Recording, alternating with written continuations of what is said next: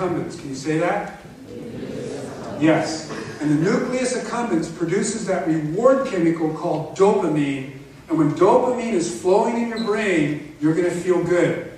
Every time you eat a good meal, every time you move your body, exercise, every time you touch or get touched, every time you listen to music, and anything else that feels good, you release dopamine in your brain. You get rewarded, and then you're going to do it again because it feels good. You want to keep it high. And the way you keep dopamine high is you exercise, you have goals. Very important to keep your dopamine levels up. You make sure that your diet is good, and you get plenty of rest, especially as a teenager, with all the changes your brain and body is going through. You don't want to deprive yourself of downtime and sleep. Now, if you're going to make the mistake that, not the majority, because the majority of kids do not get drunk. We know that as an absolute fact. But if you're going to make the mistake of starting to party, your dopamine levels are going to drop. And you're going to injure the area of your brain that produces it. This is what happens when you start to use drugs. This is what we used to show the kids in drug treatment center. Because many of them didn't understand why when they first started to get high, it felt so good. In stage 1, they could go up, feel good, come back to normal. Wow, this is great. All I've got to do is have a few drinks, smoke some pot, I'll feel great, I'll feel normal. No problem. What happens now is the brain is rewiring itself. It's getting a new blueprint for so-called success. I don't have to work hard at sports. I don't have to work hard at school. I can feel good just by partying. But over time, unfortunately, it uses up the dopamine, and pretty soon the brain is drained. I can tell you the kids I worked with in high school and treatment, they started out here just to have a good time. But unfortunately for many of them, they ended up there. And life was pretty miserable. And the amazing thing is how quickly this can happen in the teen brain. 5 times faster than an adult brain. That means a teenager can go from casual use to full-on abuse and even addiction in 6 to 12 months. It's because your brain is so immature. So, once in a while when I was teaching high school with these kids, they'd say, well, wait a minute.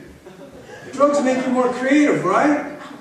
So I'd go through the research with them and I'd say, no. Drugs make us think we're more creative. Right? Let me just show you something.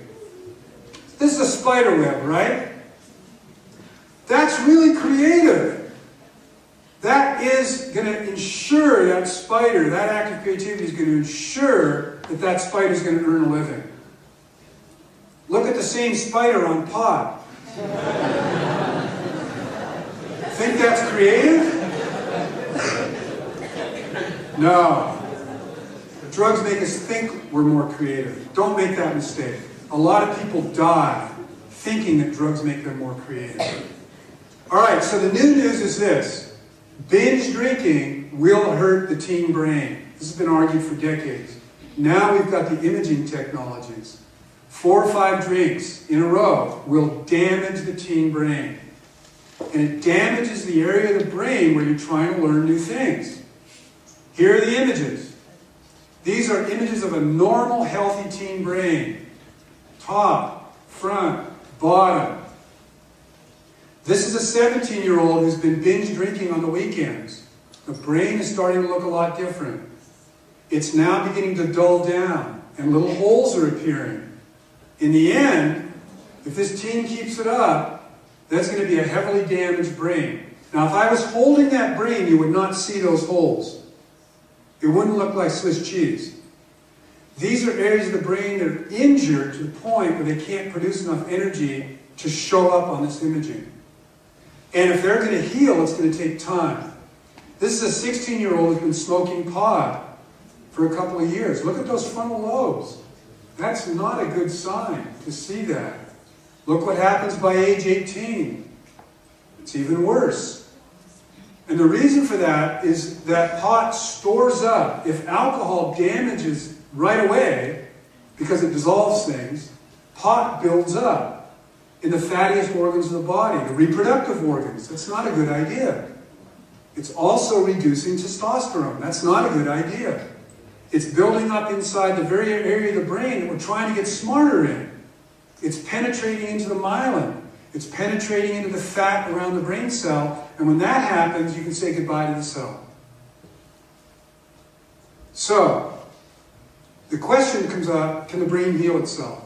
And the answer is yes, no, and maybe. Depends on what age you start, how much you use, when you quit. But in general, the brain is always going to try to heal itself, as you can see from these images, from somebody who quit use. After a year, it was re-imaged.